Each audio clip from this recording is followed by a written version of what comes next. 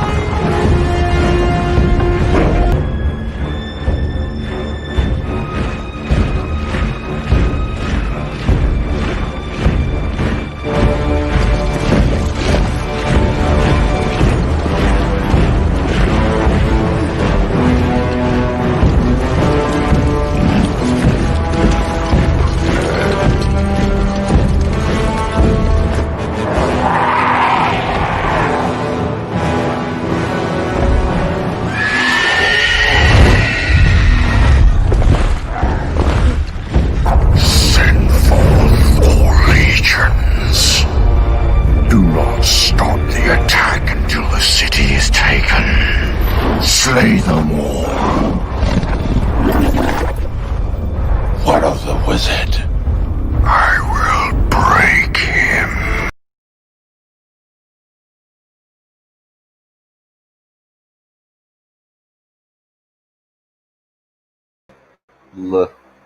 Hello everyone, lovely to see you. Today is going to be a fun stream. We're going to be talking about revenge movies, or revenge stories in general. And allow me to bring in my guests.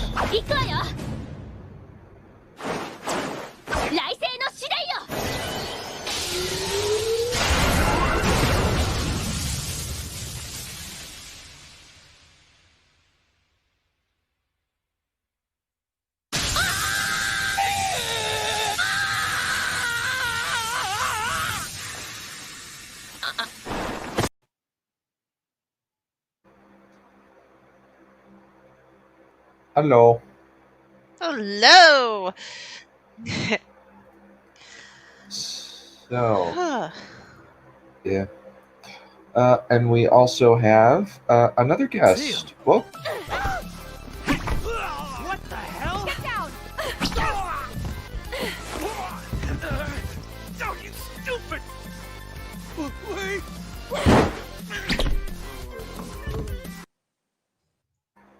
Welcome, Lauren. Hello. Good to have you back on the show. Thank you. Good to be here. Of course. And welcome our third and final guest.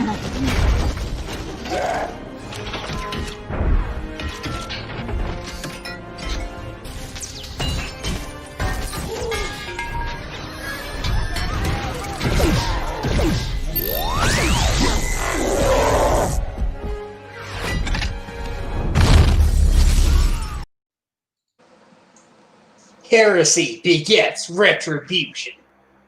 Indeed. Yeah. Alrighty. So let's kind of get right down to it. I thought I'd kind of like give this like an outline of. Okay, hopefully this thing. Let me close Discord real quick. I need to figure out a way to get Prezi like. So, this is kind of like what I thought we could do in terms of like a vague structure, where we kind of first talk about like how it works, like, and kind of go through each one, maybe kind of use some examples. Then we talk about what is good about the genre, and then we ask what can go wrong. And after that, we'll just have a Q&A where everybody gets to ask us questions about what about our thoughts, what we like, maybe like, or just any general writing questions that they want to hear about. Download this as a PowerPoint. I think what I will do is I'm going to put it up on my Patreon, and I'm going to put the link up on my Patreon. I think is what I'm going to do with the presentations that I've completed. So then, if anybody wants them, they just donate like $1, and then they can watch it.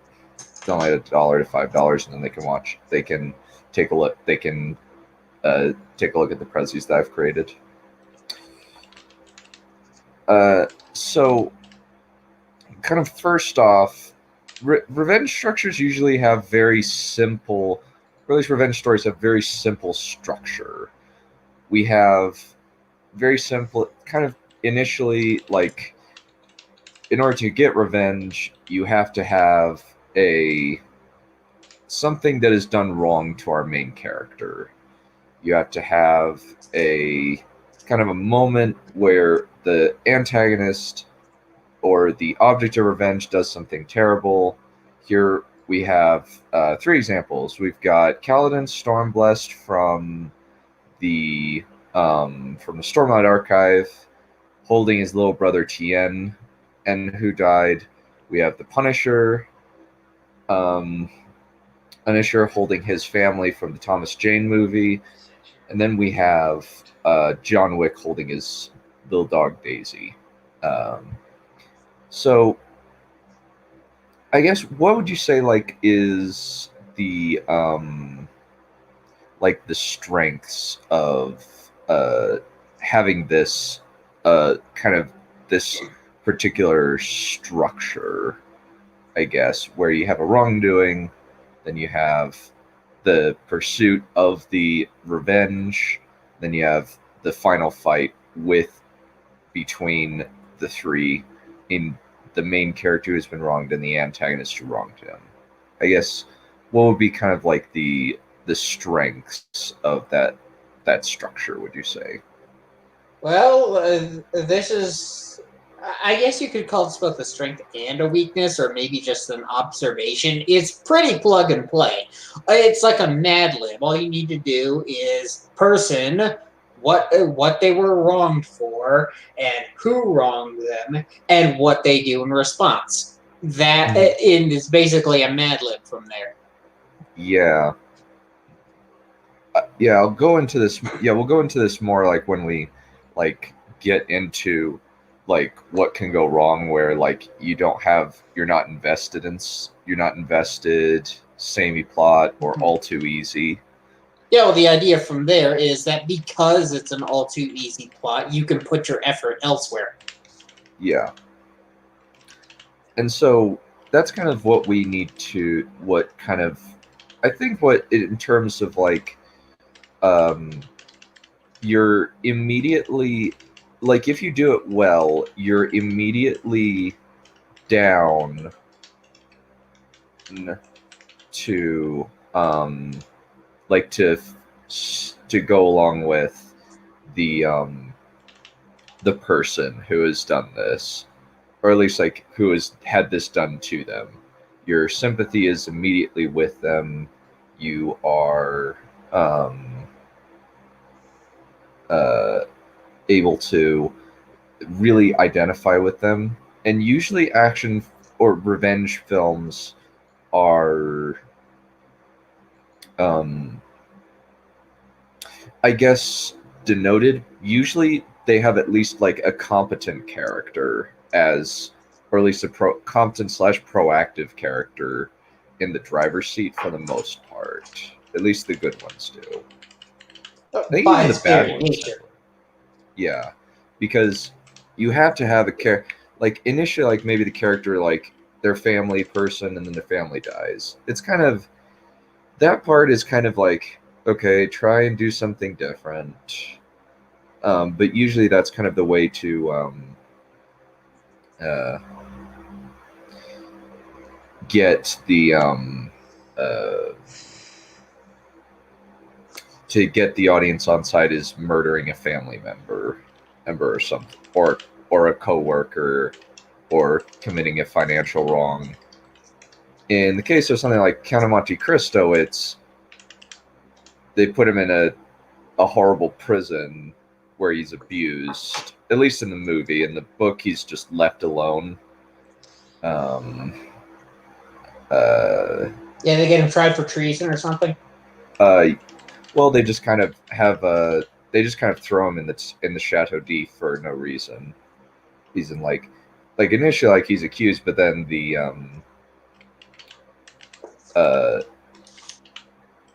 guy sees, oh, my dad, you're taking a letter to my dad who's a Napoleon supporter.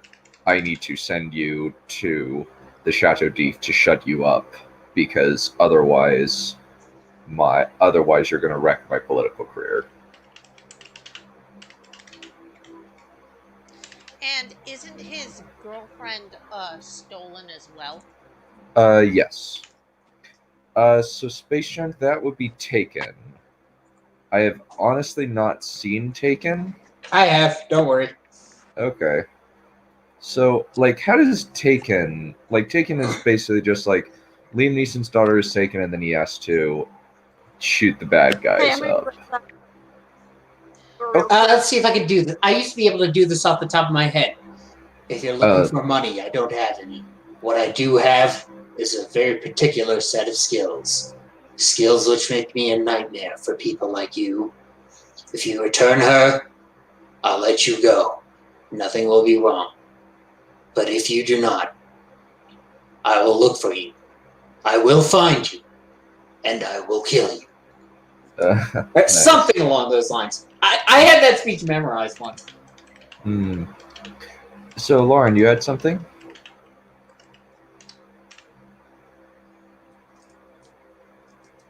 Is your mic working okay?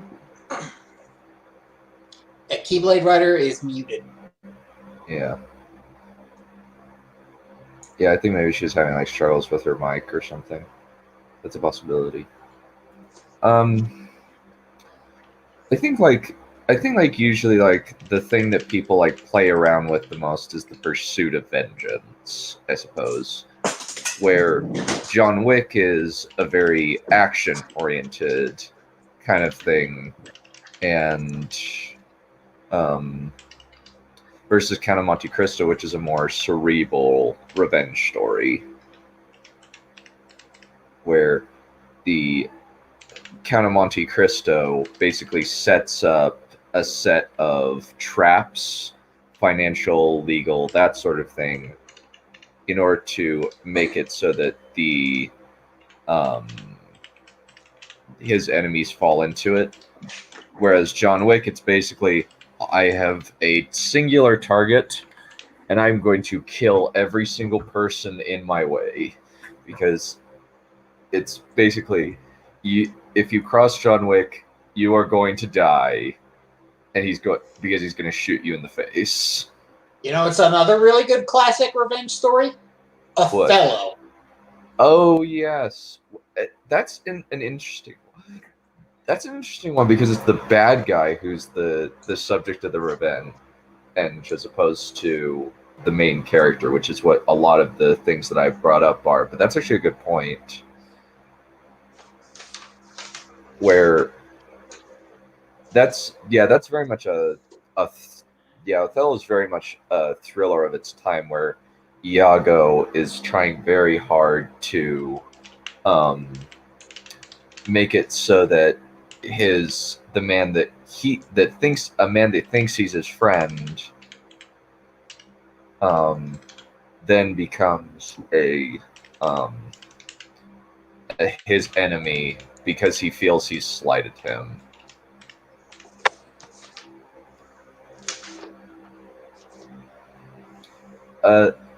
Lauren, you had something to say a little bit earlier, and you got cut off. What did you want to say?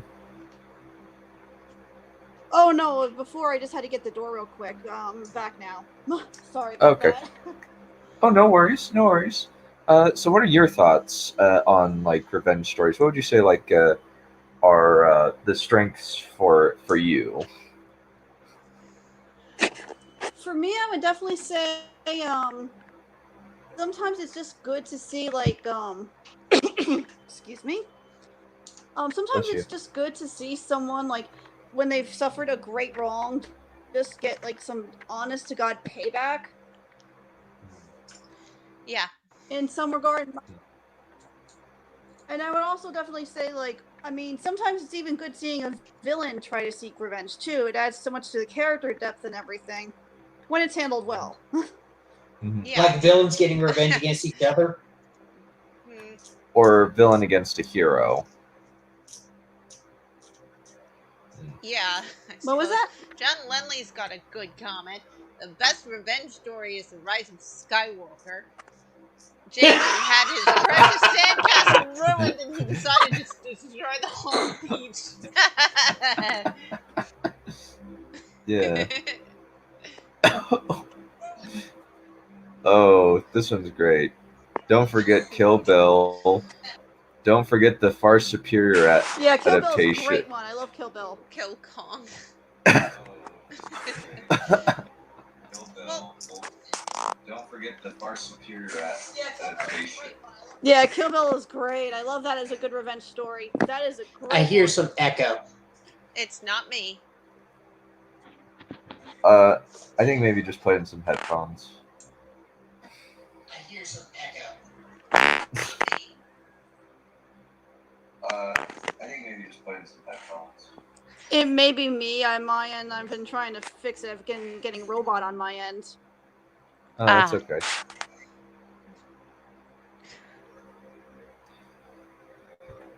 Yeah, I think a lot of it is the...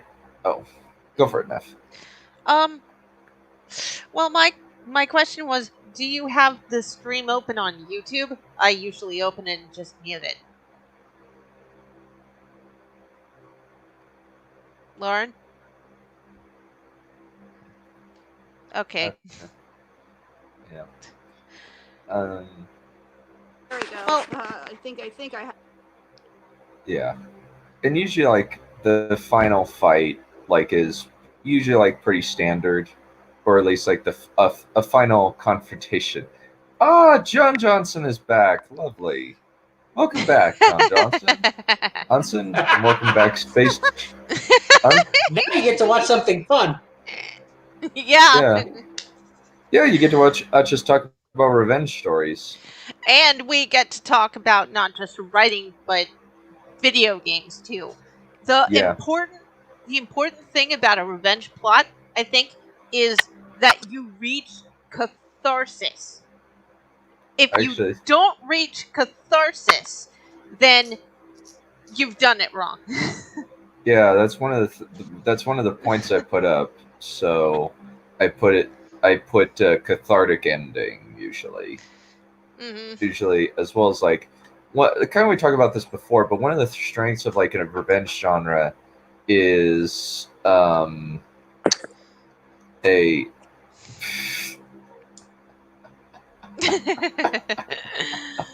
Revenge of Wizard of Oz is a This is deeply complex revenge story perpetuated by the proletarians who were afraid of the revolutionaries tearing down their technological utopia.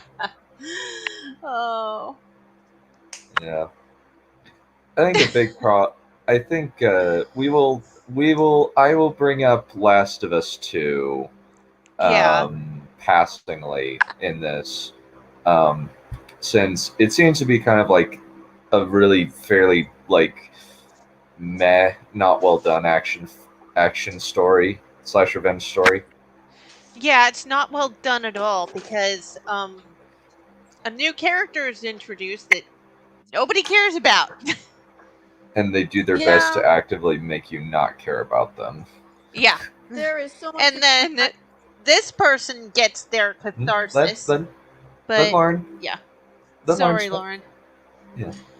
Go on. No, it's alright. Like I said, I've been audio issues on my end. I may need to sign off and sign back in. It's just like everything's all robot on my end, and I have no clue why. Yes, weird. Yeah, it's fine. I think that like one of the strengths that you can kind of work with is like you usually have a skilled protagonist Protagonist, Count of Monte Cristo and Mission Impossible 1 are actually good examples of revenge stories, with like a proactive protagonist trying to get stuff done. Then you usually have clear stakes and antagonists, where like, okay, we know who the bad guys are. You could kind of have them be betrayed, have them have allies betray them like partway through, or have allies come through, and usually like a cathartic ending of some kind where it's like, yes, that stinking bugger got it. So how would you say like are the best ways of kind of achieving each of those in a satisfying way for the audience?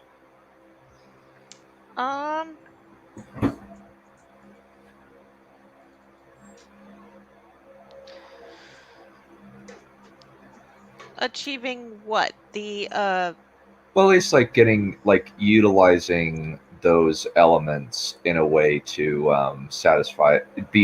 to have it be a well written story.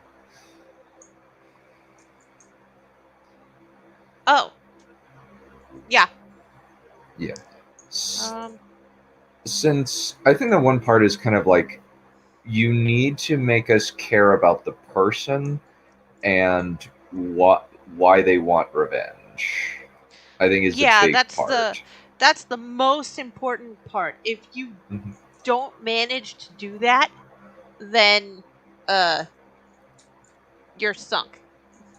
Yeah. Because and you both I should have put up there skilled and sympathetic in protagonist, but that's not necessarily the case. Sometimes you can have a revenge story where the protagonist is not sympathetic.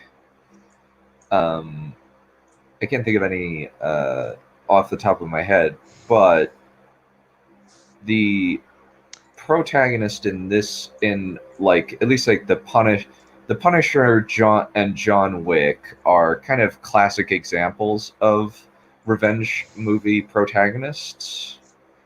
Same with somebody like I guess you could say Mad Max Fury Road is an example of a revenge story. At least like revenge is taken, but it's in a different way than normal, where it's the wives of Immortan Joe trying to get away from him in order as revenge for his crappy behavior.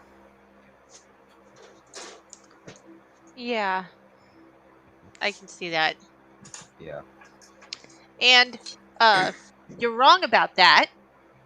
I would classify Abby as unsympathetic.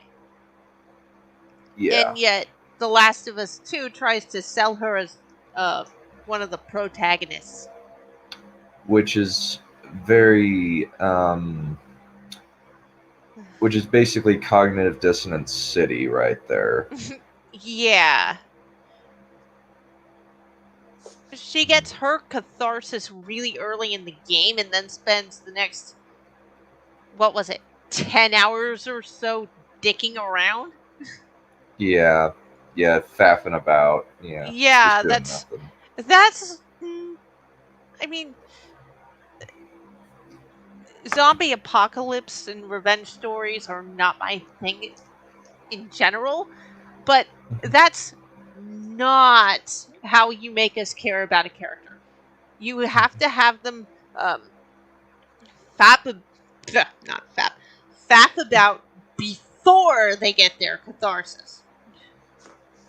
Yeah, because you want to show that this person is relatable before they go after the person you already like, since everyone was invested in Joel and not her.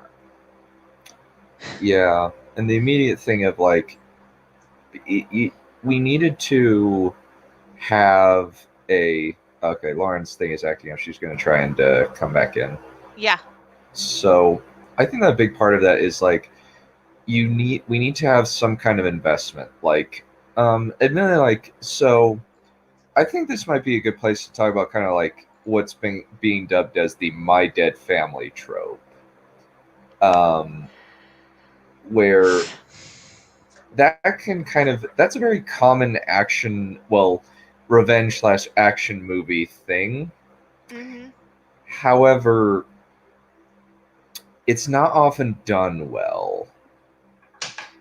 And it kind of just like, we're kind of desensitized to it.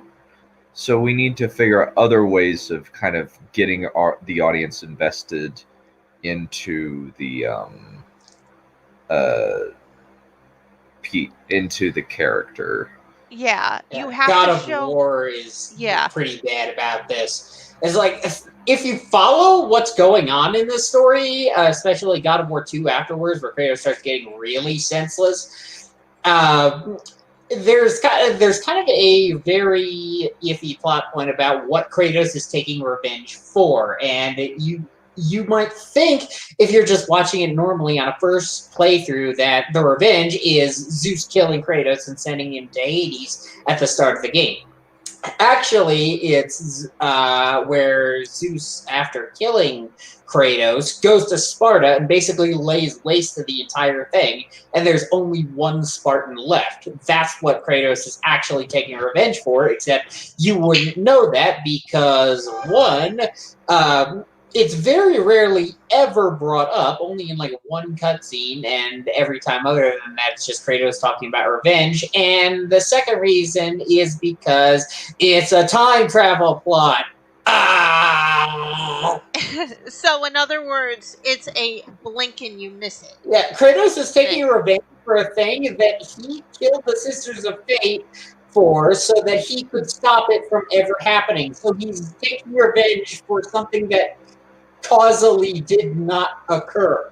So, way to go. Yeah. Yeah.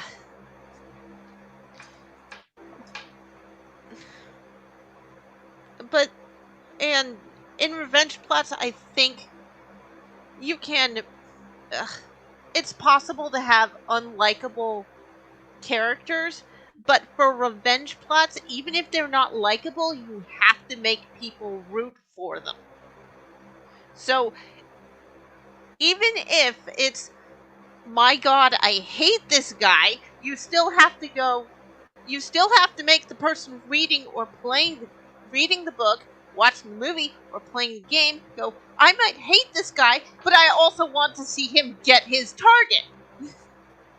Yeah, and a lot of that can occasionally fall on the target itself. I was planning on bringing this up, and this is a pretty good point for it. Gundam 00.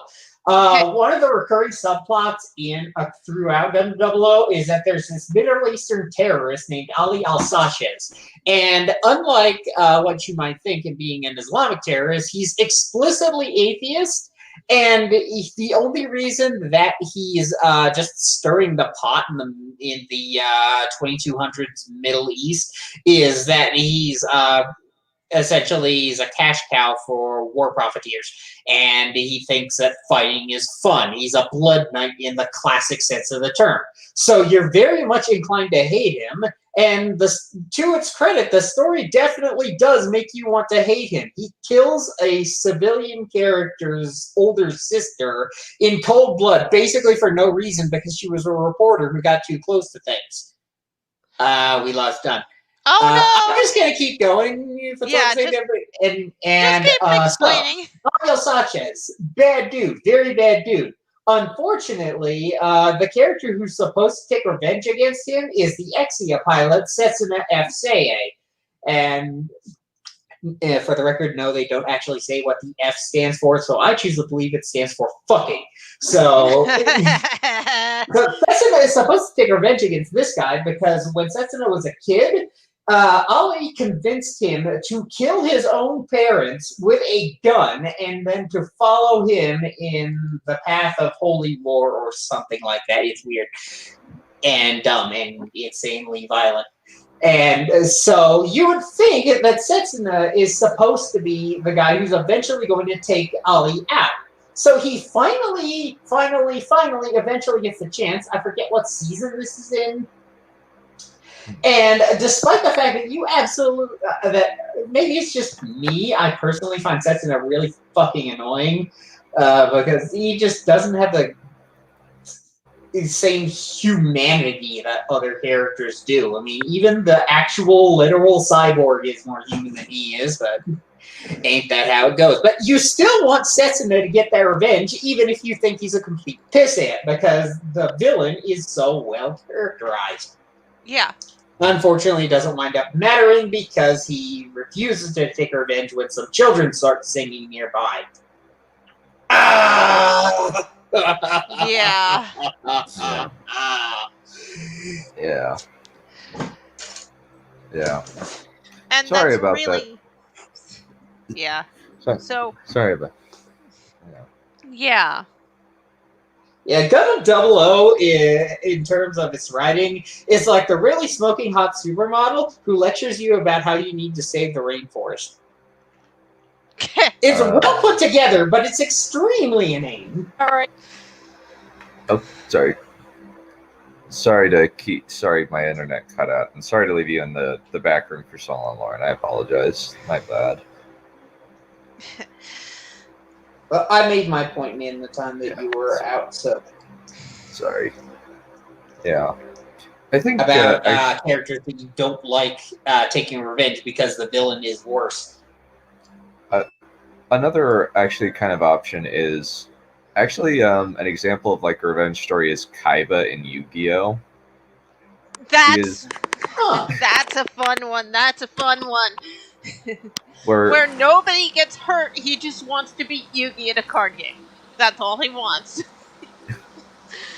Well, even though unless of course you count season 0, which is really, really deadly compared to every other series in the iteration in the series. Yeah. Or if you count the manga or the anime. The manga characterization is actually really interesting because Yugi is basically just a stepping stone. Kaiba's real revenge is against his father, who is dead at the time in the manga, but the idea being that's why he goes on his path. The entire story is set up in that Yugi looks back to the past, but Kaiba looks to the future because Kaiba's past sucked. And he wanted to prove, even posthumously, to his foster dad, who was a dick, that he could take the company that he built for weaponry and use it for fun.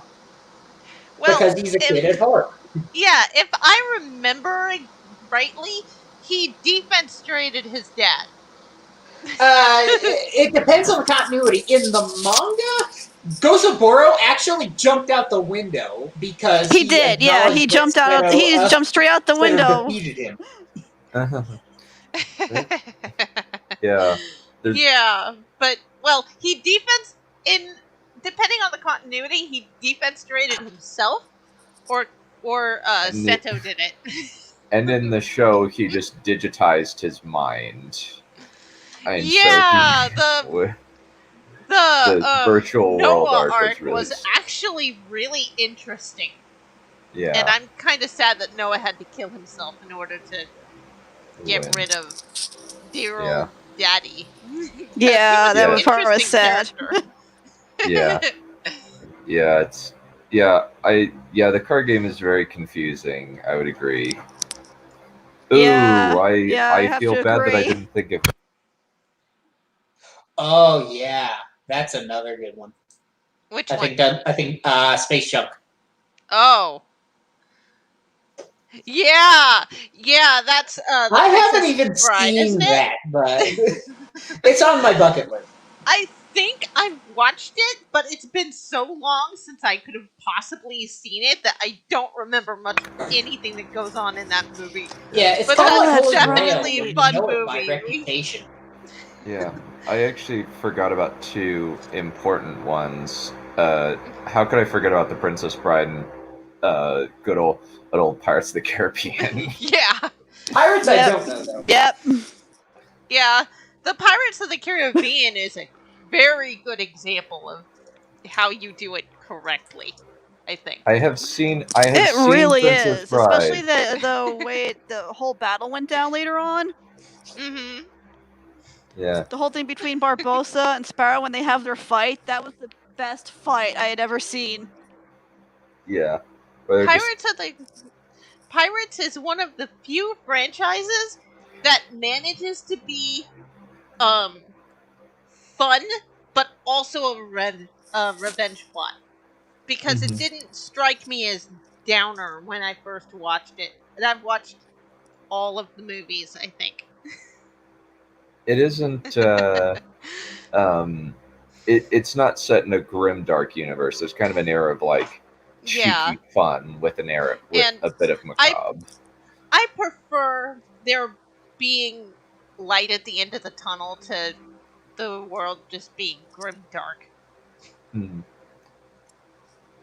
Which is one of the reasons why I don't usually like revenge plots in the first place, because they usually take place in grim dark worlds. Yeah. So Yeah, this is true. I have seen The Princess Bride, Nick Brown. I just forgot to add it because I was thinking mostly of the action movie genre. And Princess Bride is kind of a fairy tale, and I just forgot about it. But I do love Inigo Montoya like as a character, and I love like the difference between his two fights. One fight is kind of like there's an intensity to one, and kind of more of a just kind of jocular like got skill against skill versus I'm going to kill you. Yeah. Yeah. Let's see. Where was it?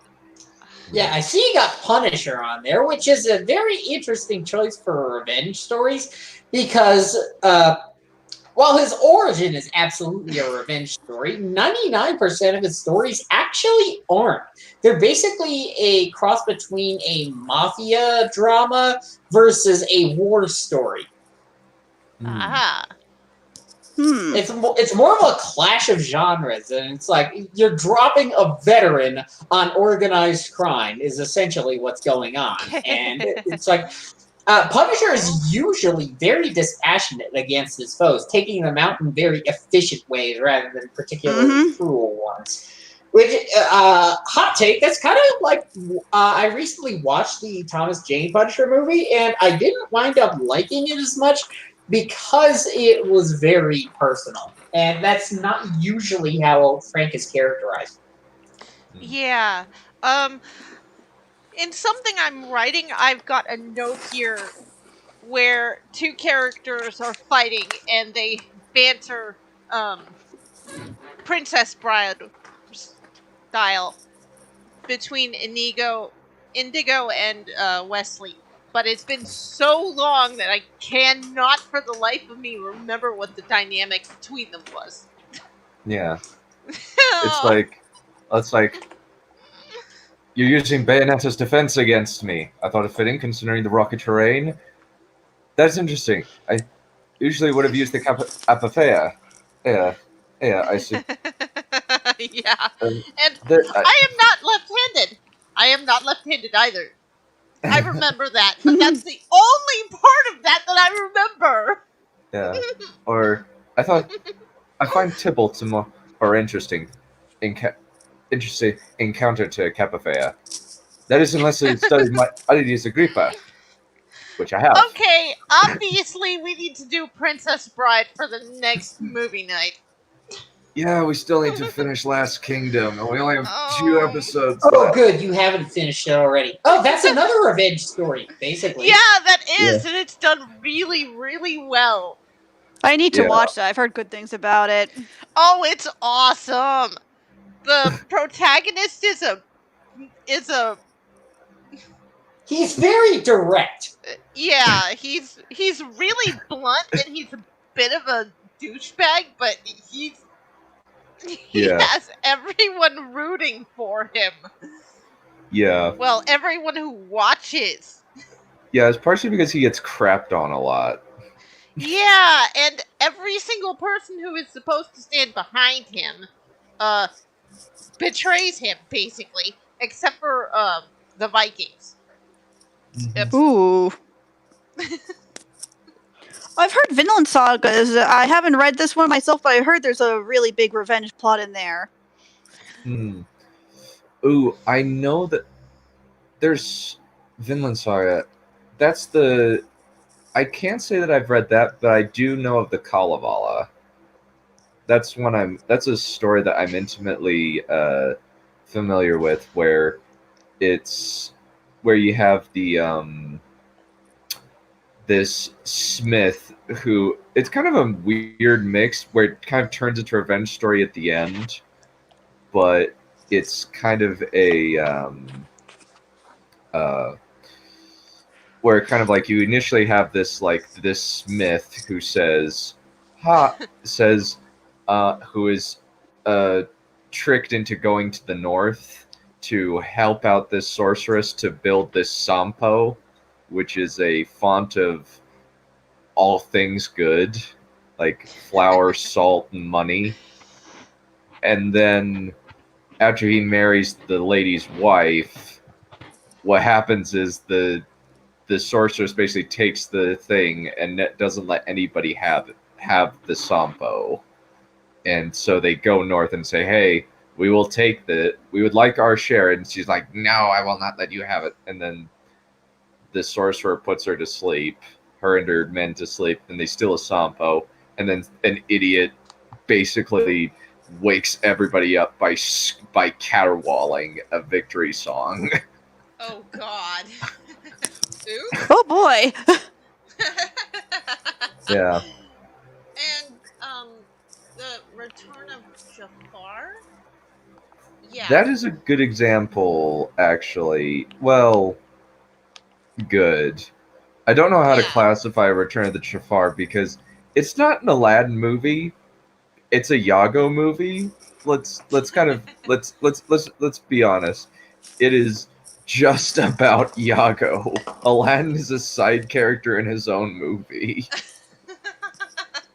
Yeah, but Iago is one of the best characters to come out of a Disney movie, especially an animated one. Yeah. Yes. Iago is just so fun. He really is. You can't help but like Is him. he that Guilford He's Godfrey just so parrot? much fun. Yes. Yeah. Shark and roll!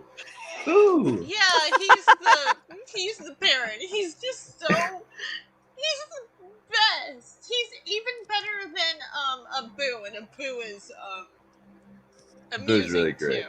Yeah, he is. Yeah. He really is. We Yeah. we have both another really good in the guest. animated series too. Yeah. We have another guest. Please welcome.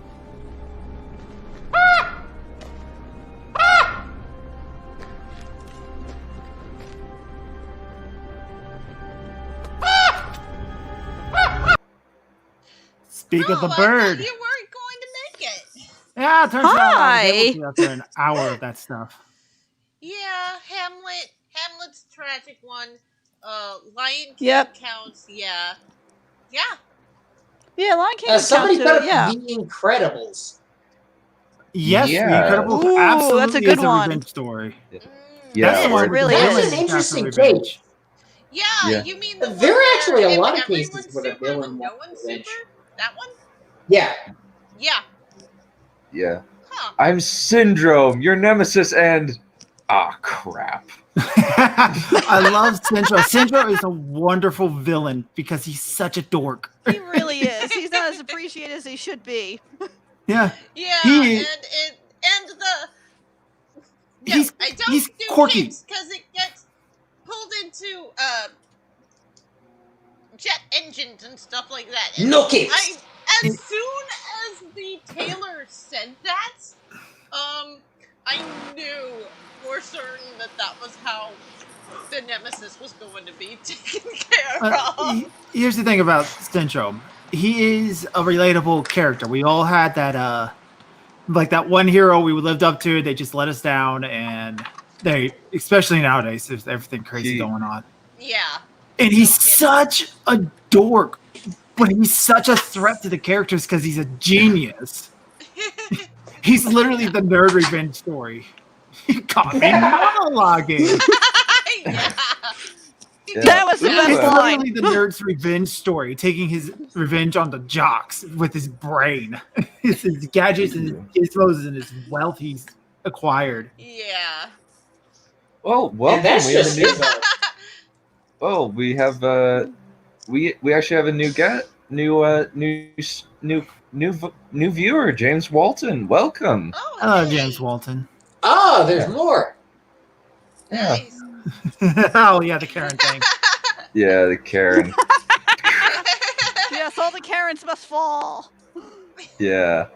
Yeah, I had to deal with Yeah. the Karen today at work. Oh my god. Oh. Well, you have to put Diet Pepsi in your machines because I have people who are diabetic, and if they don't have Diet Pepsi, they have to drink Diet Mountain Dew. Uh, And what's And- the difference between those two? Because I'm And my pretty sure response in my head is, well, what's wrong with the water and the green tea that's in the machine? yeah, exactly. And if it really was out and you said you called the number, then why didn't my bosses tell me, hey, this account is out of this Yeah. product. Go do it. Like they Yeah. do with every other account where that happens. You're a liar and a scoundrel, and you Yeah, probably actually caught don't. her. You caught her in a lie. Yeah. So, And I guarantee I'm not diabetic, but if I was, I would not be leaving the fate of my lunch to a vending machine. no, I would not. Yes, there is Diet Mountain Dew, and it is awful. and the expression of that Yes, there avatar is. I should know I've had it perfect before. for that line. Diet anything. John But your Johnson, avatar's you have going, learned a lot wait, since what? you've on this stream. Yeah. If I'm gonna have a soda, I'm sorry. I'm gonna have the regular soda with the caffeine in it. Oh, Because John Johnson. without the I have caffeine, caffeine. it just doesn't taste right. And without the right kind of sugar, it also doesn't taste right. John Johnson, it's not just an American thing. It's a Southern American thing. All right, we're crazy about Mountain Dew Yeah. down here. Yeah, Mountain Dew is Okay. really good. Yeah. Yeah. Whenever I Yeah, let myself sugar have and a only soda, I go right sugar. for a root beer. A lady right after my own heart. That's exactly what I do. In my area, we have a drink called Big Red, and it's Yes, it's wonderful. It tastes like it's basically some sort of cherry-like drink. it And tastes more like cotton candy to me. yeah, we put it in root beer and floats. Yeah. It's wonderful. Yeah. Oh yeah, that with a nice scoop of So- vanilla ice cream, it's perfection. Mm-hmm. And on to what can So- go wrong on Revenge. So, I think we've kind of like, how can, so I just kind of put up a bunch of like, kind of bad to meh revenge movies. I haven't seen Death Witch. I've just heard that like it's a meh movie. Oh, we need Movie. Zofrath for this. She just watched it. Oh really? Yeah. Oh dear. Hold on, I'll like- go get her. Alright. G.I. Joe Retaliation is also another example of like kind of a meh action movie. Oh my goodness, Crows in the Last Changing of Room. Us 2, I would put in here too. Yep. Yeah, I put it right there. The Last of Us Part 2 and Revenge of the Fallen. It's appropriate. Yep. Revenge of the Fallen was a... Oh, duh. Of course Revenge of the Fallen was a revenge story. Stupid question. Literally the only thing I remember about it was enemy scrotum. I am directly below the enemy scrotum. It's a funny movie. Robots go to Wait, you're explode. talking about the Transformers movie, right? Yeah. Yeah, Transformers 2. It was Or- hilarious, but it was also, dear God, they actually made this movie. Yeah, it's like it's so much like why is the camera position right on John Turturro's butt? I do not And want why is it that the entire movie's premise is that Transformers have been on Earth before, and they don't mention Beast Wars? Screw off. Or yeah, but it's like, ugh. They Or- destroy a pyramid. It was or very rude. or the like Skids and Mudflap, probably one of the most like I would kind of make the argument that like Jar Jar Binks like is you can kind of make kind of kind of a reading of it of Jar Jar Binks as like kind of racist. Yeah, Jar Jar's got But- plausible deniability because George was kind of dumb. I don't think George is dumb. I think that his brain just works on a different wavelength than most of us. Yeah. Yeah, like supposedly the actor had given him different voices to sample, but that was the one that he picked, and maybe he thought that's what his 3-year-old would like, because I think because Jar Jar the idea of him did come from his son, I believe. Yeah, the way he was speaking. Mm-hmm. Yeah, it was very market driven rather than prejudice driven. Yeah. Whereas I can't say anything other than the fact that Skids and Mudflap are frickin' racist. That is Those are the frickin' ones that kept John talking. What? Yeah, George. And Yeah. George gave us Revenge of the Sith, so not So all, all but is most of it's forgiven. There's some Yeah. mistakes, kinda. Yeah. Yeah. I Yeah, think Jar they Jar. would take that as And the new Revenge- movie. Actually, Revenge of the Sith is a very good example of a good revenge story done It's because right. it has too. Is it? revenge in it. Well, maybe the entire prequel trilogy, because that's Palpatine basically taking revenge on the Revenge Jedi? for what? It's like whatever revenge he was taking was from some Sith extermination from a long ass time ago. It wasn't even on screen. Yeah. So I'm not but sure if that should qualify. Yeah. I'm not sure it should qualify either, but it at the same time it kind of does. I mean, is Mighty Morphin Power Rangers revenge? Because Rita was locked in the dumpster for 10,000 years. That's like, Maybe. how far do you want to Yeah. carry this? Yeah. Okay, I Yeah, would say at the most basic level, they both qualify, but I would not call them revenge stories per se. Yeah, revenge is more of a plot point than the focus. Yeah, Yeah. basically. Oh. Flaming Monsters is an awful revenge story. Revenge against the black guy who stole the author's girlfriend. I still would have to disagree and say that Empress Teresa is worse than Framing Monsters. Yes, I've Really? heard of Empress Teresa. Dear God, Oh dear. dear God. Do not make I- Onision look competent. I dare you to read it. I dare you to read it, Done. Ah, don't do it! It's trap! Yeah. If I can find a PDF or a copy, I will read it. It's like 500 pages or something. Oh, dear God. Yeah, let's see. Magna Defender? Magna Defender? I've never Dick heard of. Gender. The Magna Defender was from Lost Galaxy. I forget what his actual plot point was, but Leo's brother Mike, Leo being the Red Ranger, was originally chosen by the Red Quasar Saber, but then he fell into a pit because of villain shenanigans, and it was thought he was dead, but then they brought him back to life in order to try to use him, and something, he gets Magna Defender powers. He's a weird Sixth Ranger. There's some debate whether he actually is one or not, because in the Sentai, I don't think he was. Oh, revenge against literate incompetence.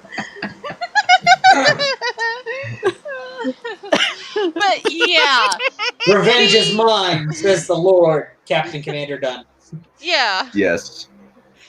The And you will know that I am the Lord. Okay, when I lay so- my fingers upon. vengeance upon thee. so lack of investment. Oh, lovely. That's good. You're ahead. Oh, Yeah. nice. Ooh. Nice.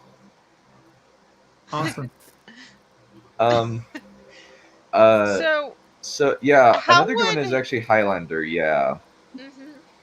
So since we're on this page, how is Actually, Yes. No!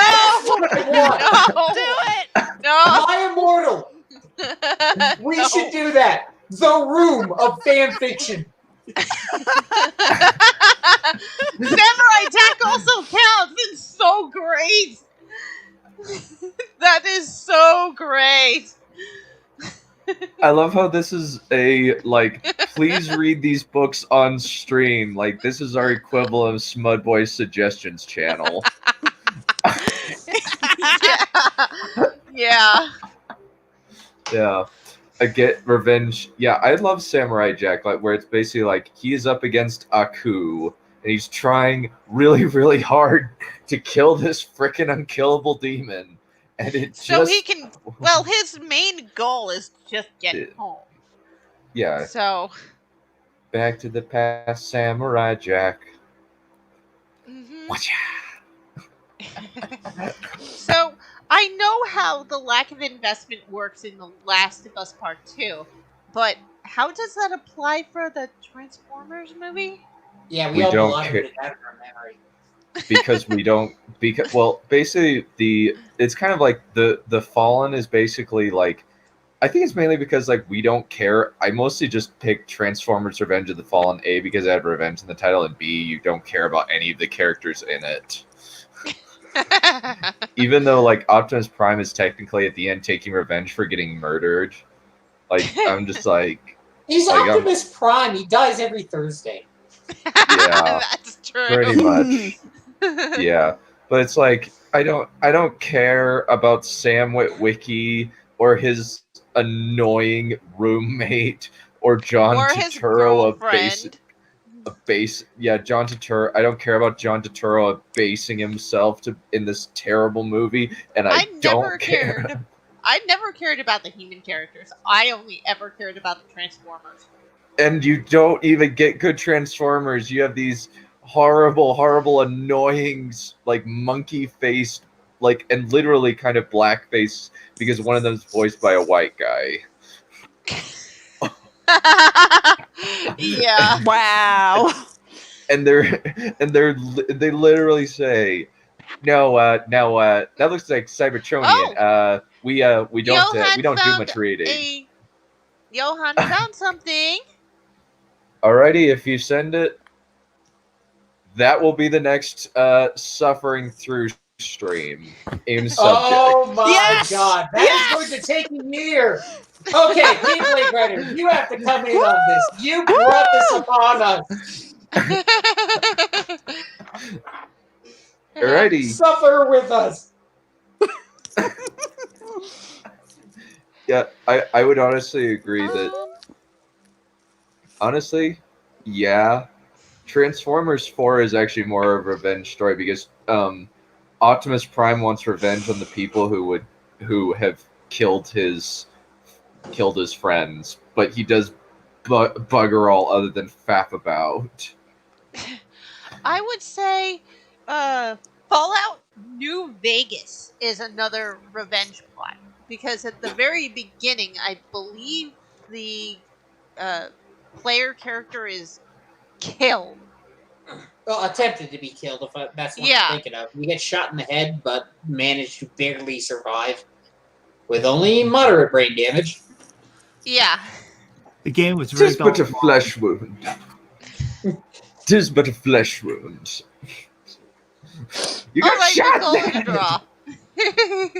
head. You got shot in the head. I think that another problem with revenge stories is sometimes it's all too easy. Where just like they get their revenge To way write? too. What? Oh, I thought you meant it's too easy to write. No, No, like it's not easy no, it's to like write. It happens. They get it way too easily, is what this means. yeah. I think it's kind of just when like Because Snoke's death was meaningless. There weren't any Mhm. consequences to that. There wasn't even a setup back. No, Yeah. there Yeah, but wasn't. this was directed by Ruin Johnson, so there's your answer. No, right there for don't that call- one. We call him Ruin Roundhead, Lauren. Ah, okay. The name John is sacred on this stream. We have the three Yeah, Johns. calling and him- Trinity must be upheld. Yeah. Considering that, I think that Johnson is kind of just Ryan Johnson's made-up name, since he was clearly castrated as a child. Yeah. Yeah. I mean, this is a guy who thinks he understands what he's doing and thinks he knows what he's doing, but for the normal observer, you can tell he has no clue what he's doing. And not only Yeah. that, but he's stated that he does not like to do world building. Yeah. And his goal is to make half the audience absolutely hate the movie. That is nuts. Yeah, he's Oh, also that's got not this what idea it that, says. that women can somehow do no wrong and that we don't struggle with anything. It's just like, I mean, look at Ray. There's the Exhibit A right there. And also that... Exhibit she only Ray. ever for, gets Knives Out. scratches. Yeah, she Like, he only thinks- ever gets scratches. And she's using a lightsaber when she has no training with a lightsaber. She does have training with a Exactly. sword-like weapon. Yeah. Yeah, I think like you kind of could- a good example. Yeah, I You think a good example. I think that you that could, works. in theory, go from a regular staff, which is what she uses, to a regular sword. No. Can't be. In theory, I said. Not even in Okay. theory. It doesn't work like that. But You're wrong. Shad says otherwise. But That's just my your point opinion. is, my Chad point said is, you can castrate if you my have nothing point to is, do with it? you can't go from something that is safe to touch everywhere to something that will cut off your wrist Yeah. at the slightest touch. You can Yeah, go that's- from a regular staff to a regular sword. We're on a we're But- on a bit of a tangent. We're on a bit Yeah. of a tangent. Let's bring it back. Sorry. Let's bring it back. Yeah. I couldn't find. I tried to find. It's too easy to pick a- on him right now. It's too Yeah. easy. We just Yeah, make it's this too Yeah, easy. I- It's too video easy. to picking, just dedicated to picking on him. Yeah. Well, we're doing School Yeah. of Movies next week, where they're praising the Last Jedi's use of the Force and Luke, as if it's. Yeah. I don't want to think about that. It's But god awful. This was kind of just like, I just kind of picked these two because they're kind of examples of like really easily solved big problems in Yeah. the stories that they're At in. least Mm-hmm. at least in Return of the Jedi, Luke had to work for his victory. He was up Yeah. against the manipulations of the Emperor, and he managed to somehow get to his dad. And he didn't beat any. He beat Vader, but And he only beat Vader because he tapped into the dark side. yeah. I think. But his fight was not against Vader. His fight was against the Emperor. Mhm. And I think a big part is like revenge stories. You need to be like, there needs to be obstacles. Like, I think a good example is actually like John Wick, where John Wick is against a lot. He's against the Russian mafia. He's one man Mhm. against the Russian army, Russian mafia, and like at first, like he tries to find, okay, so you killed my dog. I'm going to kill you all. And it's just Let's see. Another example of a revenge story would probably be the book trilogy I'm planning to write, actually. another Yeah. example.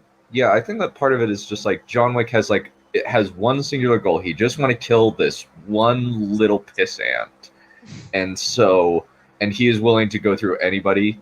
And like the kid keeps getting away from him, but he still has like people who who are able to at least like give him trouble, like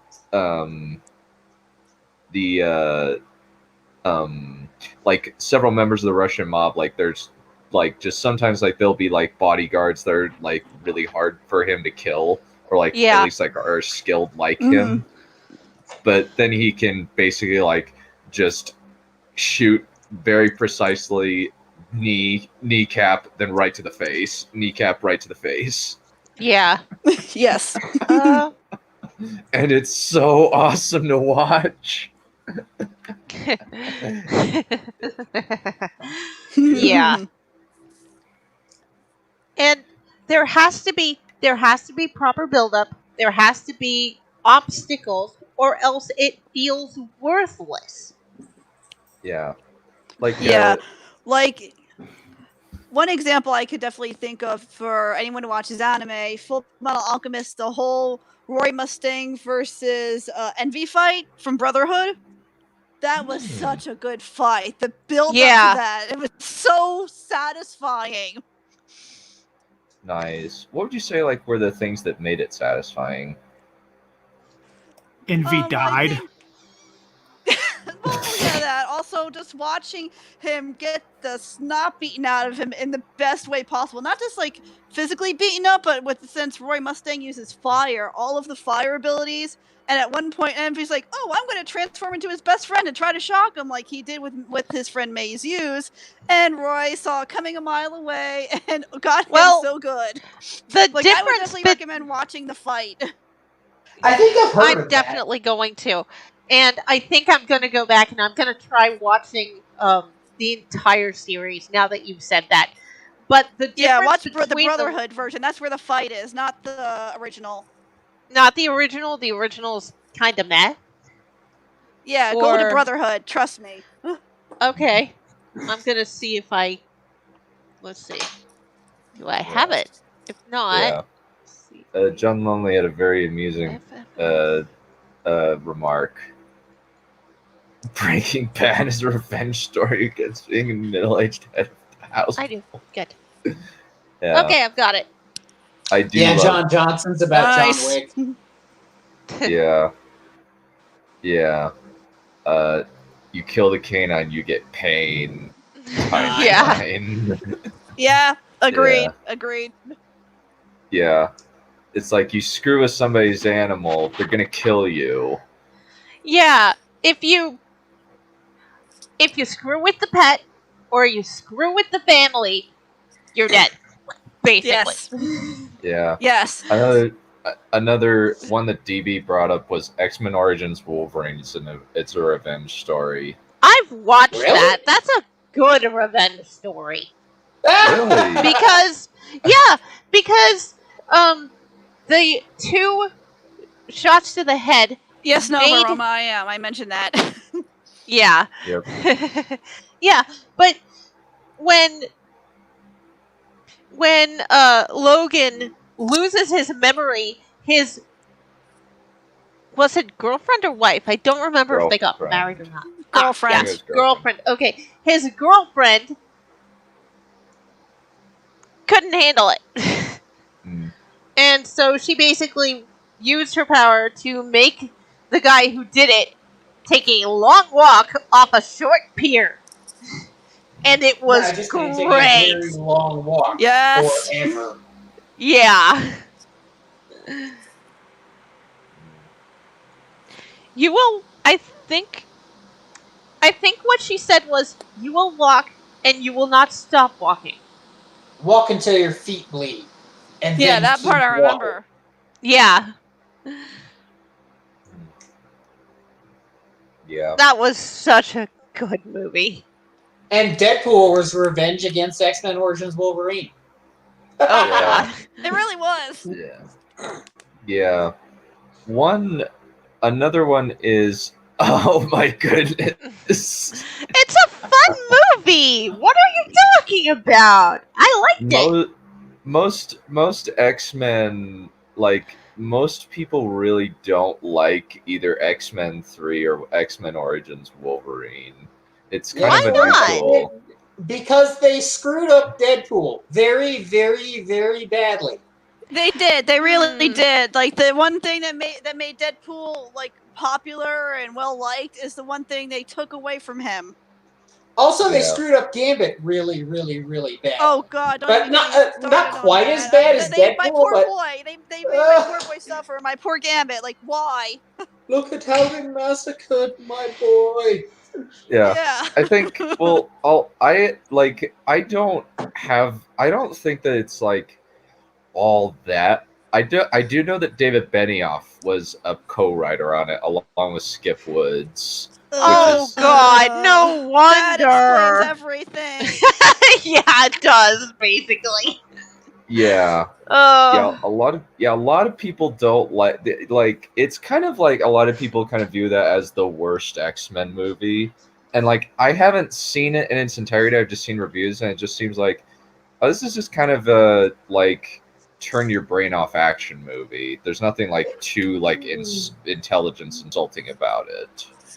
Yeah, pretty much. Unless you like really like certain characters that get totally shafted for more Wolverine screen time, like Gambit, Deadpool, Blob, even Cyclops was theoretically in that movie, but Though I have heard that Lee Schreiber is great as Sabretooth.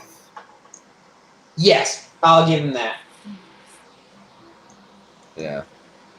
Though I have seen like kind of why did the X-Men Origins Wolverine CGI claws look worse than the X-Men claws like what 7 years earlier? Yeah, it was pretty weird. Yeah, That was was a weird scene. That was just like, what happened? Did you lose your budgeting at some point? Yeah, it just looks. Yeah, they just look like. I've just seen pictures and it's just like the comparison is just like, ow, that's pretty bad. Yeah. It's like, what did you do? Why did you CGI it for this one? I don't know what they did for the original X-Men movie, but the claws look so realistic in that one. And then you have Origin, and it just looks like something out of a CGI cartoon.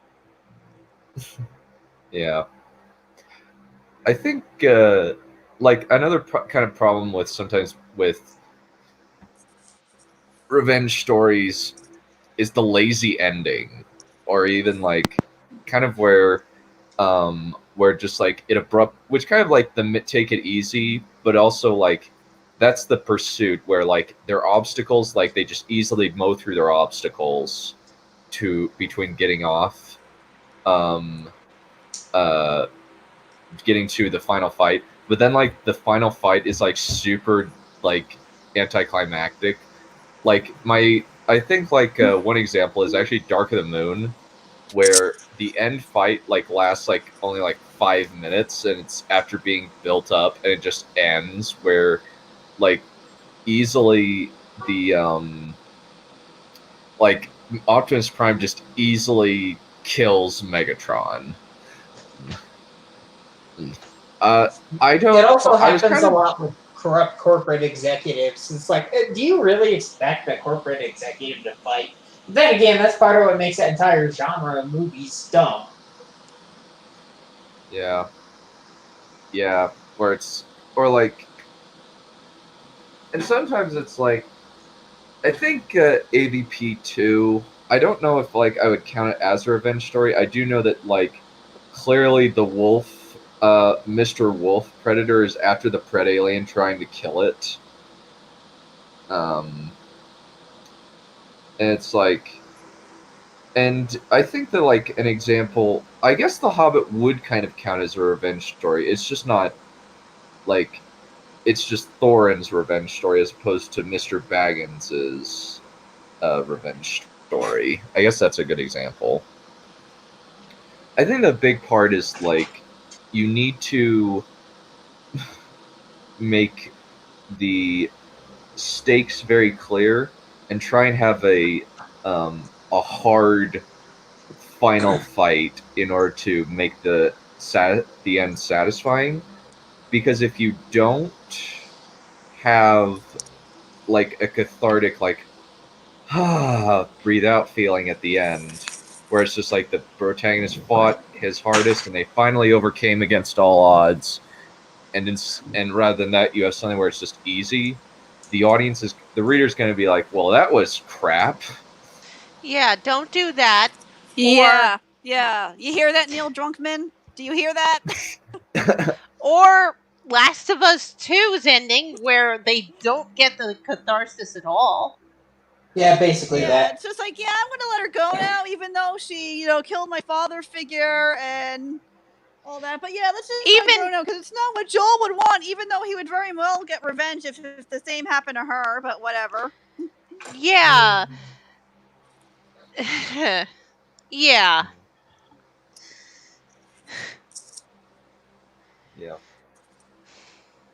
Isn't Joel like incredibly cynical? So yeah, revenge is exactly what he'd want. Yeah. Also, don't do it the Exactly. way they did it with Snoke. Because that was too easy. Yeah.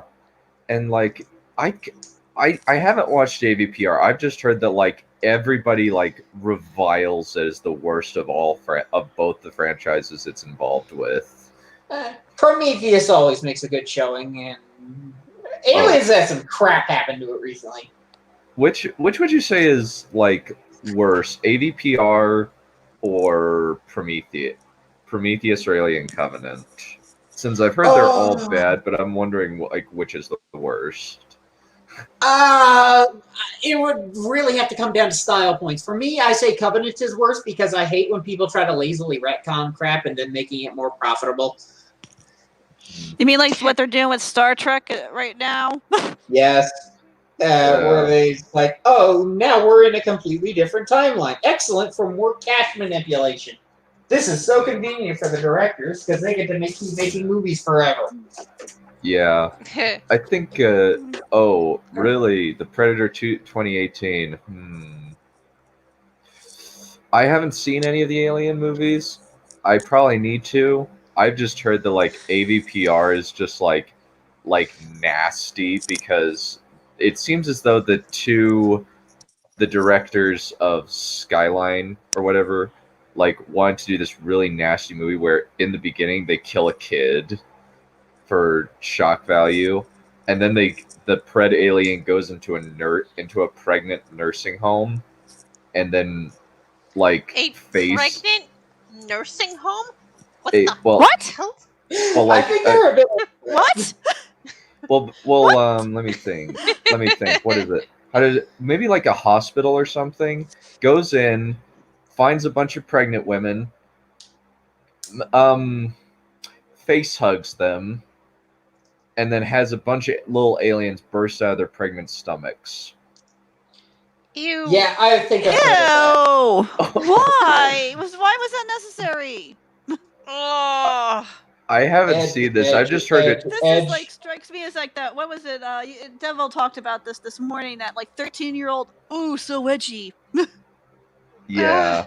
That's certainly what it feels like. It feels like a lot of these writers never grew up from being 13. Yeah.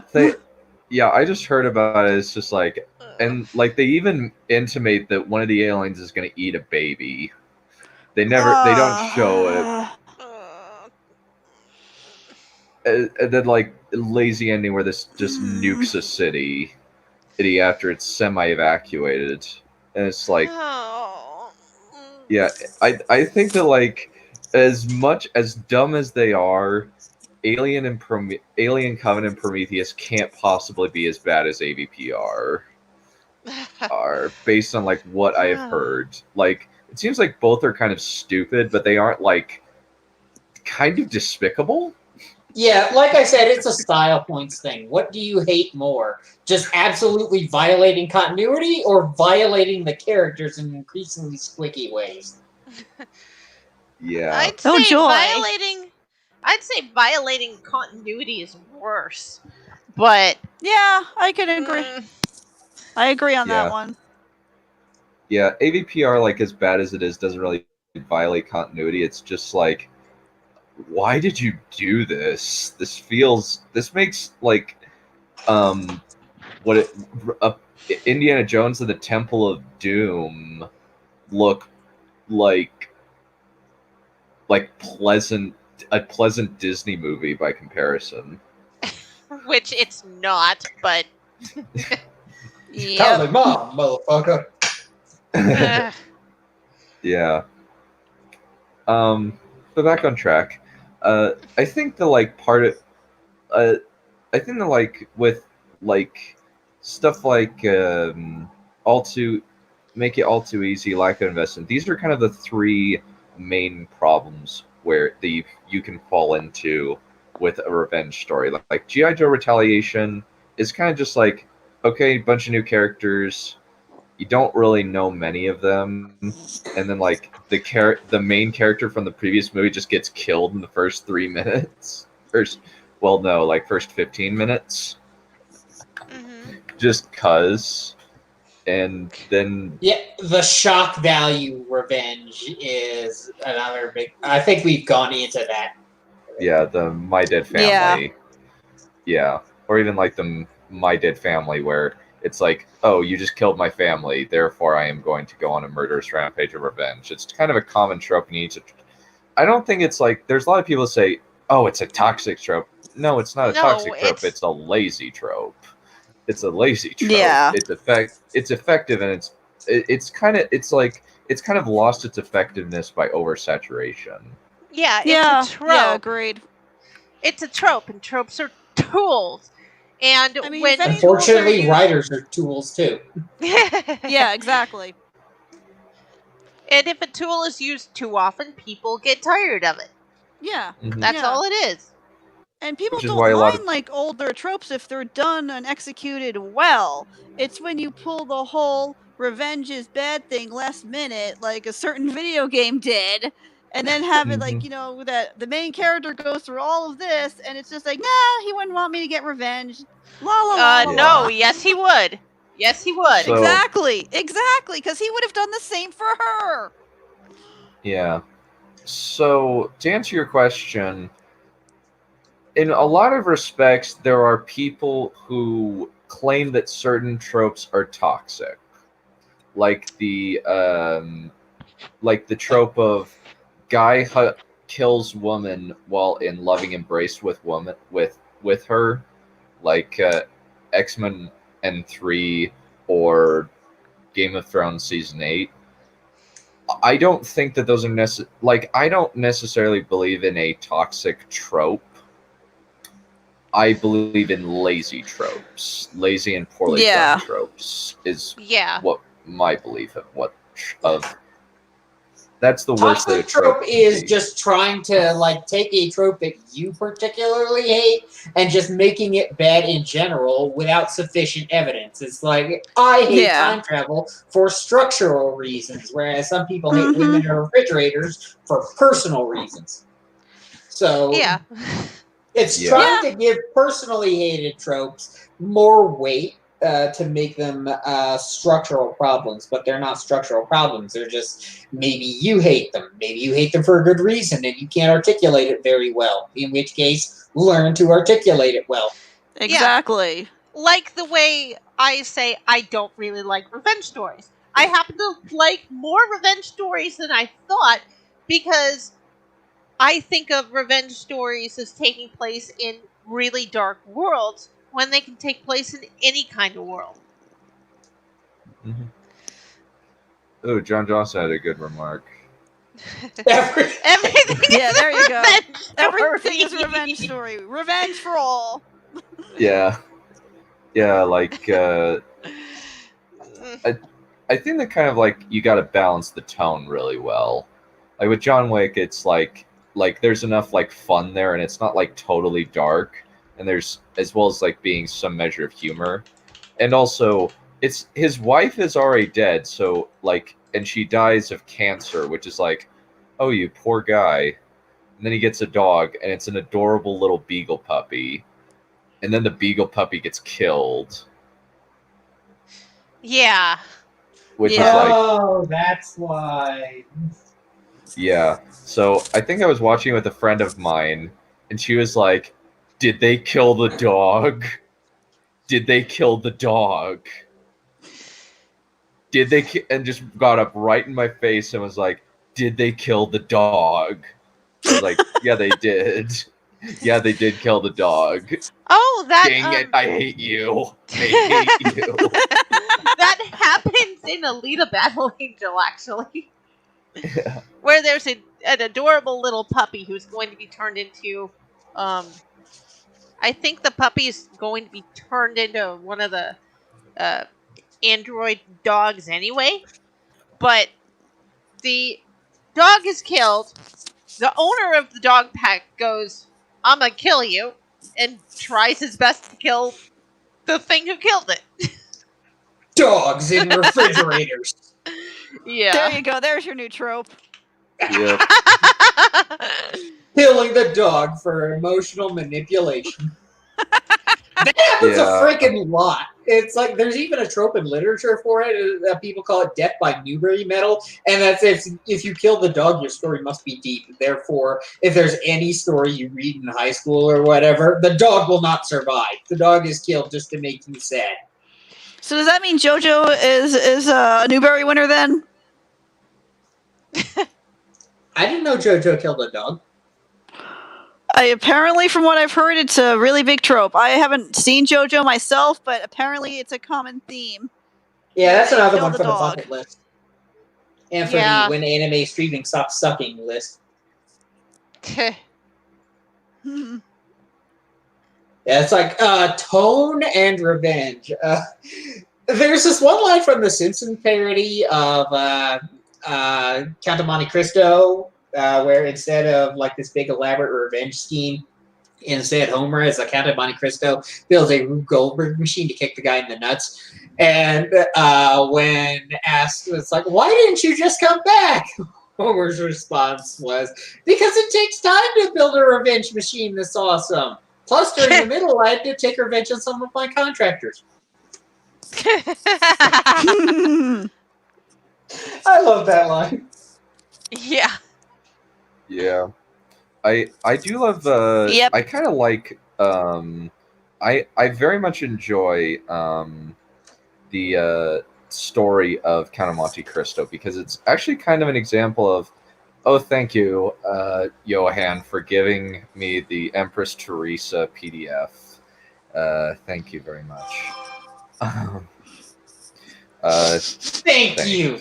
Thank you so much. I know what that is, you asshole. You guys are in for some pain.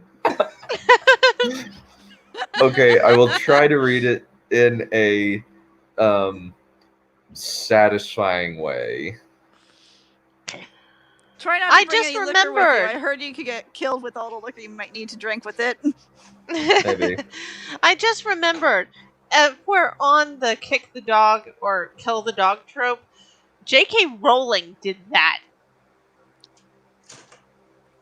With Hedwig. With the owl. Oh yeah, Hedwig. Yeah. That's right. Hedwig died? Yep. Yeah, you didn't know? No, actually, I did not. I Wow. got to Hedwig's death and had to put the last book down because you killed everyone else. There was no... Okay, you killed Harry's parents, you killed his godfather. There was no point in killing his pet. No point whatsoever.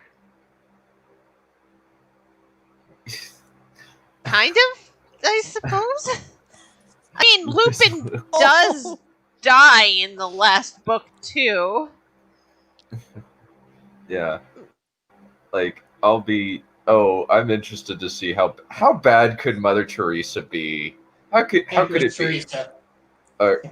Empress Teresa. How bad could it be? Remember what I said about not reaching for the alcohol. Remember what I said about making Onision look competent. Oh wow. Yeah. Yeah. Alrighty. Well, I think that's about it pretty much. Revenge stories are kind of simple.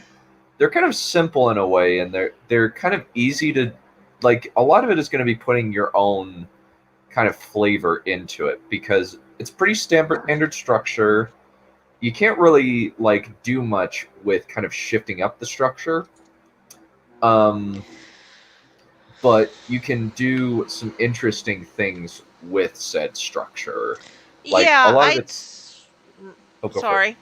I'd say that revenge plots are a lot like isekai plots. because they're all kind of samey. But people enjoy revenge plots for the same reason that they enjoy, well, maybe not the same reasons, but the same kind. It's the for same similar as reasons as romance movies. that too. Yeah. Actually, it's like the spectral opposite of a romance movie.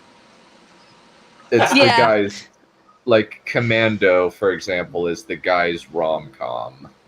Yeah.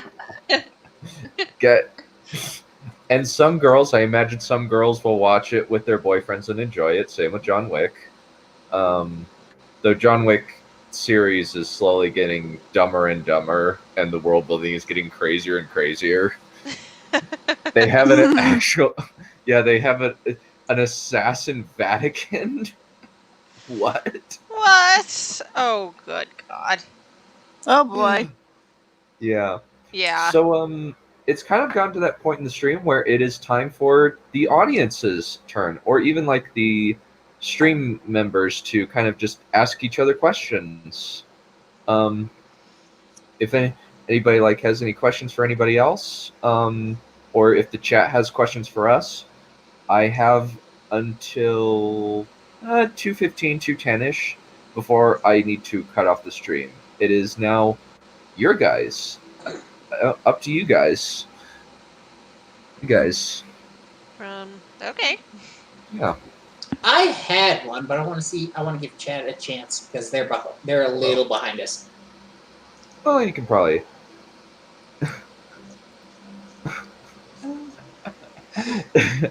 Nah, I would love to help Drake the Duelist with moral support, so I will watch Done Reading definitely. Oh, I will be there for it. It's just I want to see what everybody else thinks. I've already suffered. I kind of want to watch you suffer. Parrot sketch. What account is a parrot sketch? I don't remember that sketch. It was Which one dead. was that? What about the parrot? It's an Indonesian blue. Yes, it was dead. I want a refund.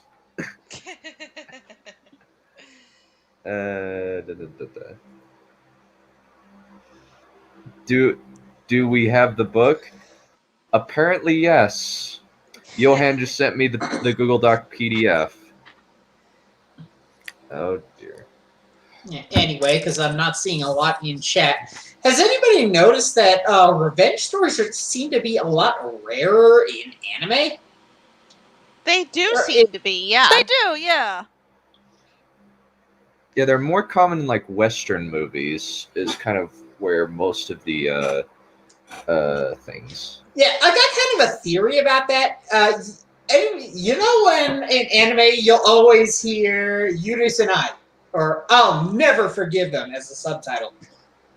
I think as Japan has different cultural standards on forgiveness than the West, and that might have something to do with it. It's like saying that you will never forgive someone. That is a huge insult over there, where it isn't in the West. Yeah. Yeah, agreed. Oh, I think it could count as a revenge story, but Sasuke's crusade against his brother could possibly be counted. Damn you to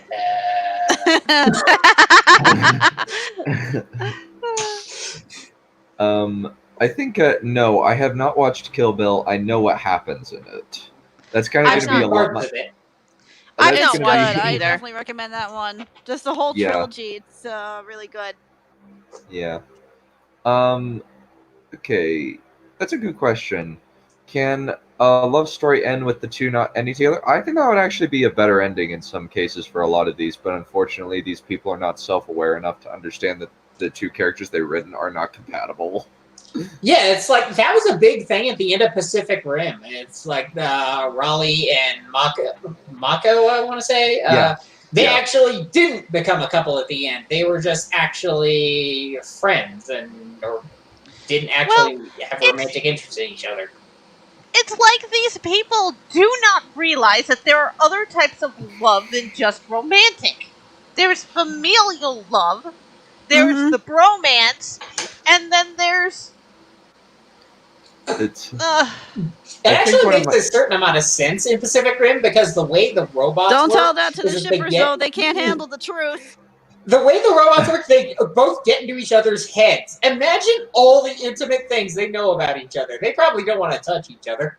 Yeah, they Yeah. probably know each other. They probably know everything about each other's masturbatory fantasies. Yeah, I would call Yeah, it's that... basically I mine. would call that instant friend zoning.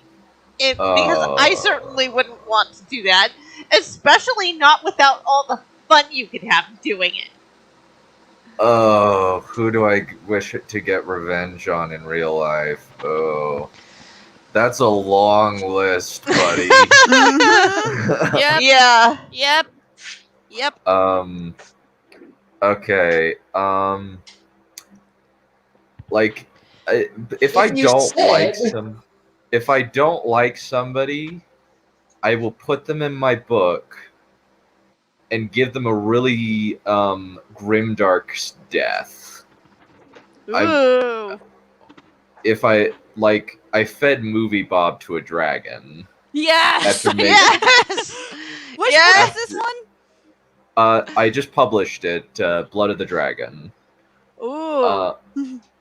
But I also made sure to make him utterly unredeemable by making him a child cannibal. Ooh. Oh, There but you that go. poor dragon's cholesterol intake. Yeah. Well, he's a big guy. He can handle a little extra cholesterol. He gets a lot of exercise, unlike Movie There Bob, you go. who I kind of amped up his size a little bit, so he needs to be borne around on a litter because his legs don't work. I also had Ryan Johnson die while begging for his life, after he'd been beaten. Yes. Kathleen Kennedy was crushed by trebuchet bolts in her castle after smugly thinking she had the upper hand. Nice. Michael Bay, I executed. Aaron Kruger, I drowned. Patrick Willems, I'll keep that a surprise. I'm going to be reading how I dealt with Patrick Willems and Yezin IRL in my books for Saturday. Nice. Nice. Woo! And I'm still thinking about some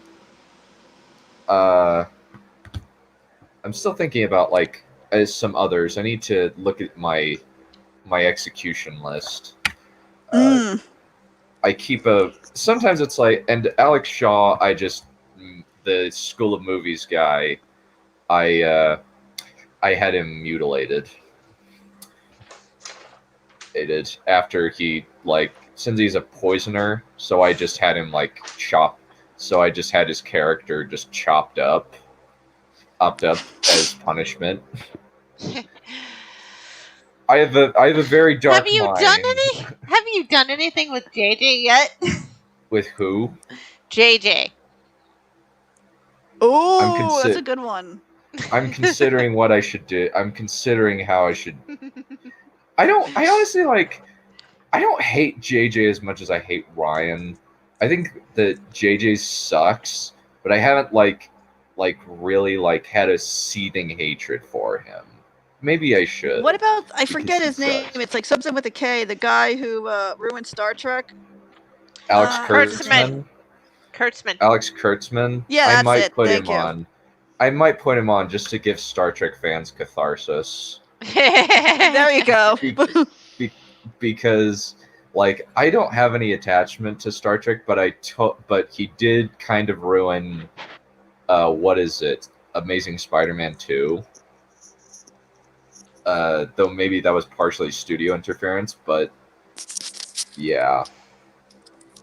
JJ should get blasted by Lynn. There love go. so much. Perfection.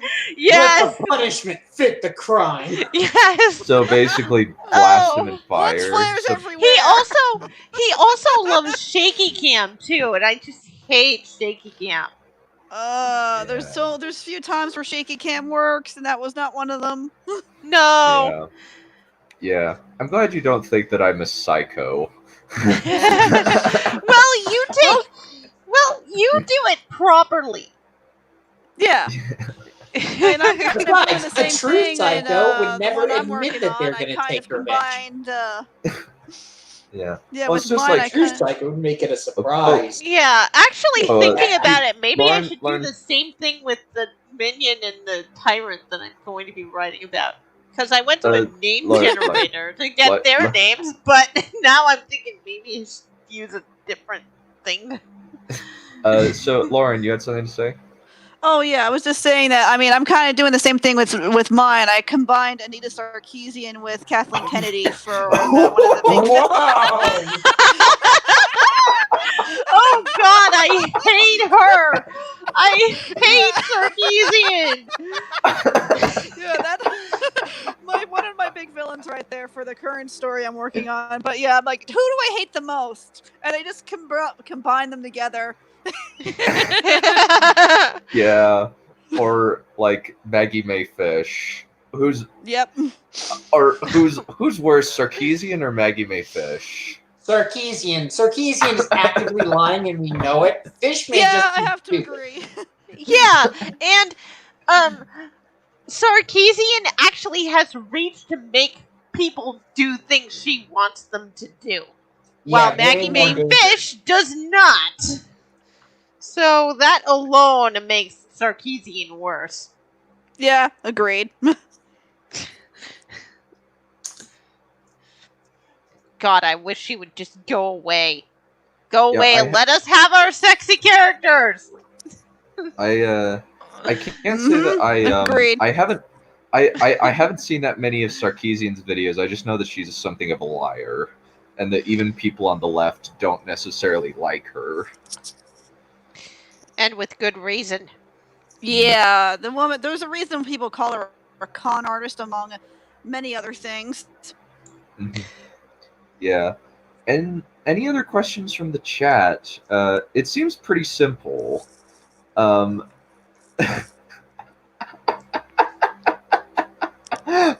No. Let's surprise him. Yes. Yes. Oh, Yeah, I done. wonder if Zophrats would take revenge on Pro. Done. Smudcast is just starting. I know. I think that's pretty much it. Like, but thank you for letting me air my Dante's, and yeah, that's kind of I took kind of the idea from Geoffrey Chaucer, who said, "I shall eviscerate you in fiction, every last pimple, every last character flaw." Yeah. Yep. Or like Dante's Inferno, where he put everybody he hated into his book and just put them in hell. Yeah. Yep. Which Or people he liked in heaven. sometimes I'll do that with people like I meet in real life that really piss me off, but Mhm. it'll be like, it's very like, I'll usually have people that that I meet in real life die off screen, while people I actively hate, I need cathartic, who are public figures. I'm like, no, I want to get some satisfaction out of this. Yeah. Yep. Yeah. Yep. Great. We're talking about Batman v Superman and how it's supposedly great. Good luck. Oh boy. Yeah. Good luck with that. Yeah. Yep. Yep. Yeah. If nobody has any other questions, this was fun. I very much enjoyed this one. If you, Me too. yeah, Me too. if you- Agreed. Yeah. If you have any suggestions, please put them in the comments. We'd like to hear what you thought of this and what you would like to have us talk about next. You can also join the Discord and talk about give us suggestions for topics that you would like to talk about. What you would like us to talk about. If you have any recommendations for books that you want us to suffer through, we will take them into account. Or videos you want a reaction to. Yes, that too. I have a few. I know that like you gave me a lot of Karen ones, Oh, Karen's God. booktubing things, Yeah, Lauren. We will yeah, get to yeah. them. Yeah, I They are gave you all one in. for the Last of Us 2 about how we just don't understand the narrative. Oh gosh. No, it's not that we don't understand the narrative. It's that we don't get the catharsis we need. We want Yeah, Also- I need to see you react to that one because it's so bad. Also the well, it's like no, it's like it's not even the. It's that the narrative itself is stupid and broken. Yep. Yeah, that too. Alrighty, so I must now say to you all one last thing.